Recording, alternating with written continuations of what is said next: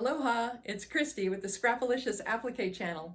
I really want to teach people how to do the prepared edge applique that I do my way so that it can be a lot easier for you than needle turn if you're struggling with that. I designed a sunflower block pattern that I'm going to begin a series of videos to show you how to do applique my way. Here's a sample that I'm working on of the sunflower block, and I'll provide a free pattern for you, and you'll learn from A to Z how to do everything on the supplies you get ready, the fabrics you can choose, preparing your overlays, pressing your pieces, and how to sew it down. So join me on this channel. Be sure to subscribe below so you don't miss any of the videos for this series. Looking forward to you joining me, and I'll see you later in this video for the supplies and how to get ready. Hi, I'm back. Let's talk supplies. I love the Omni-Grid dual purpose boards that have the pressing side and the cutting side. The cutting side I just use for, I just put a piece of protective plastic over here for doing the starch. And then this is the pressing board is very hard. So when you're pressing, your iron doesn't sink into soft backing. So it makes a nice crisp edge when you're pressing pieces. Really recommend these. They're not necessary, but they're really nice. The other thing is the plastic that you'll need. There's two kinds out there that are top of the line. There's the Templar heat resistant plastic by Heirloom Stitches. And then there's the Karen K. Buckley's Perfect Heat Resistant Template Plastic. And they do have a difference, and I'll show that to you in a second, but you'll need one of those. And there's also a heat resistant Mylar that's a no melt plastic, but it's very flimsy and it's very slippery on both sides. It drove me insane. I personally will never use it. But to show you the difference between the Templar and the Buckley's, come in this 8.5 by 11 size sheet. I already cut some pieces out. I ran out of those, so I'm waiting for more to come in the mail. So I'm going to show you on some little pieces. So the difference between them, the Templar, you can see through it for tracing really easily. The Karen K. Buckley is a little more opaque. It's also a little bit thicker, but not by much. They both have a nice body to them that's very flexible, but yet stiff when you're pressing on the edges. But what I like, this one's dull on both sides, and this one's just dull on one side. And this is why I love this. Number one, it's more translucent. Number two, it has a shiny side, and it has a dull side. Why is that important? Because when you're tracing your pieces, I always trace on the dull side, so that I know that is the right side up for that template. Because sometimes you'll get pieces where you don't know what is the right side or the wrong side of your template. And it's important for when you go to set your template on the back of the fabric. So always trace on the dull side. But if you don't have this and you just have the Karen K. Buckley, I always do an R with an underline on it, so I know that's the right side up. So you can go RU for right side up. This also makes nice crisp edges. Both of these are wonderful products. I just prefer the Templar. The other thing you're going to need is sizing. I use the sizing because it doesn't make your fabric stiff. Your fabric stays very soft. It's not shiny on the fabric, and it doesn't flake. Other starches that I have tried, whether in the can or in the bottle, have caused problems with shininess and flakiness and stiffness in the fabric. Did not like them at all. Sizing was the only thing I found that I would get really professional results from. The other thing you're going to need is 505 temporary fabric adhesive spray. There are other ones out there on the market.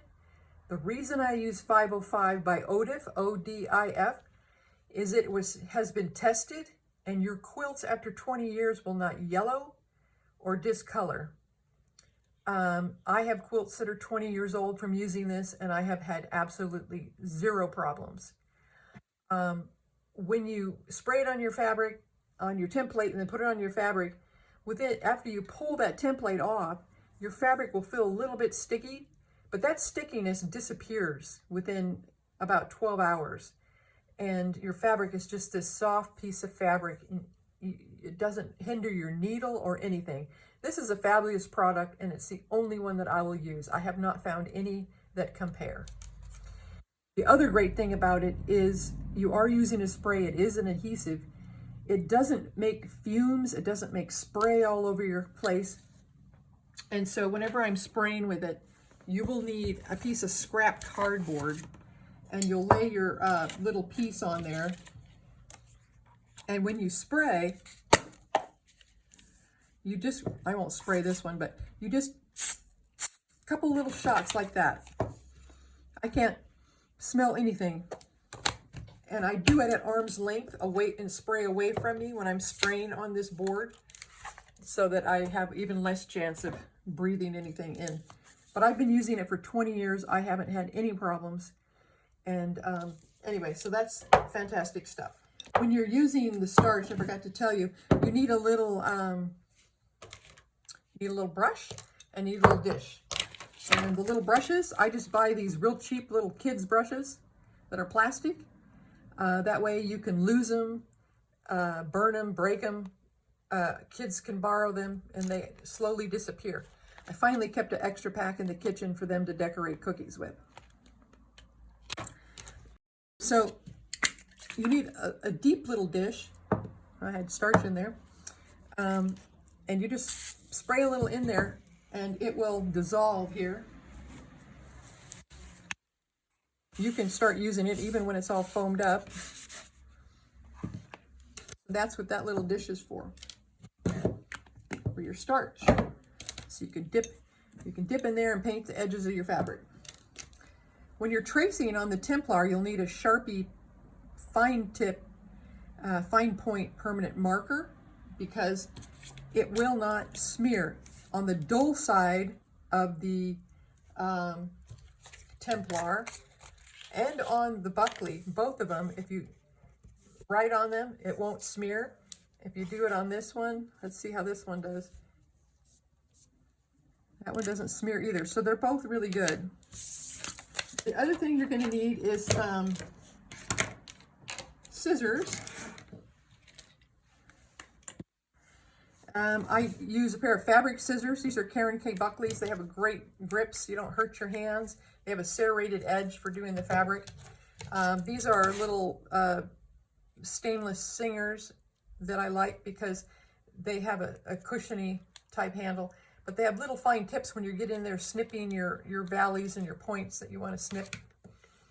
And then I use a pair of cheap, whatever you can find. I like the long, narrow ones because for cutting the plastic and paper, whatever. And also I use it for when I spray my pieces. I don't want to get sticky, so I pick it up and then put it on the back side of my fabric so I don't get sticky. I don't like having to try to find a pair of tweezers and pick it up with a different type of, you have to pick it up like this and it has a different mechanism. But if you pick these up, your mind is in the mode, scissor mode. You're cutting plastic, you're cutting fabric, and you're picking up pieces of plastic so your brain can stay in the same mode. That's what I use, and it works really great for me. The other thing you'll need is some Dritz Fray Check. This is kind of getting worn off. I use that for in the little valleys and on the tips of your points to stop fraying after you get it pressed. And I have pins for pinning my pieces down to the background. And after you get all your pieces pinned to the background, then I take this Roxanne's Glue Based It, and I just take tiny little drops and put it along the edge of my seam, and that will hold it down. It dries in about 10 minutes and you're ready to sew. And this has a little wire inside the cap. It's permanently in there so that you can put it. I'm sight impaired, so this is hard for me to see. Anyway, you get it in there, and then it goes, slides down and screws in. This is a separate tip that I bought, separate from the one that comes with Roxanne's. The ones that comes with Roxanne's, this one always clogs. I'm always having to soak it in boiling hot water.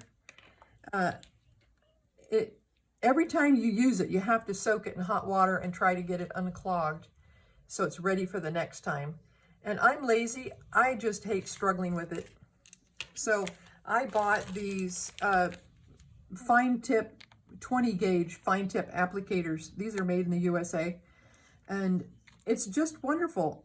When I put that steel rod through there and put this top on, this top keeps it airtight and it does not clog or dry out. It's absolutely fabulous. And the bonus was, when I took this lid off, this lid fit on there perfectly. It's fantastic. So I highly recommend these. I got these off of Amazon. The other thing that Roxanne's makes is these little glue-basted dip-and dabs. When you just want a quick little piece, a quick little dab of glue. It uses up pretty quickly. It's hard to get things on there. So what I did was I just took my extra, I have an extra bottle somewhere around here. I just took it and squished a little bit on the dish. And you can just dab in your dish and dab your little pieces that way also. You can use a Q-tip, you can use a cuticle stick, but that's a handy little thing. I haven't tried to refill it yet, but it looks like it gives you,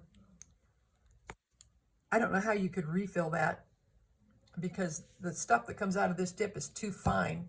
It would take you 10 years to refill using this dip. And then this is too big to try to refill it. So I don't know how. So I'm just going to hang on to it because it's just handy having that little stick for dipping in glue when I want to. That's a handy little thing. I just use any little junk cap that I can find. The most important thing you'll need is your irons. So I have 2 irons here.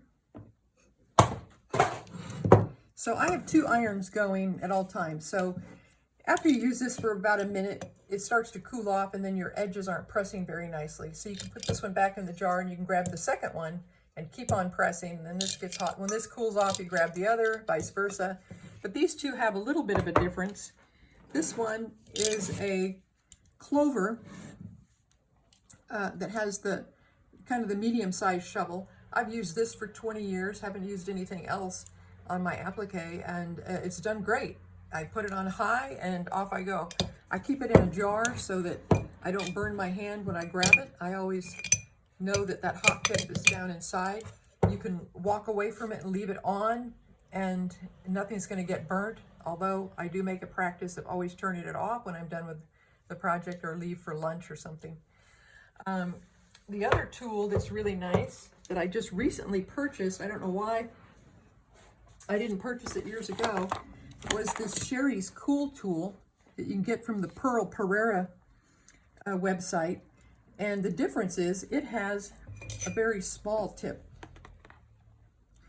And I've tried it out this last month and I really like it for certain times when I'm pressing in tight little valleys where I really need to see what I'm doing. And it really is handy and it gets very hot. I really like it. It has other tips that come with it. It also has a smaller shovel that I haven't tried out yet, that I might try out one day. And it has other things that do things. It does a lot of things. It tells you what it'll do. So I really recommend that little tool. Anyway, I'll let you gather supplies and I'll see you back for video 2 on going over fabric choices.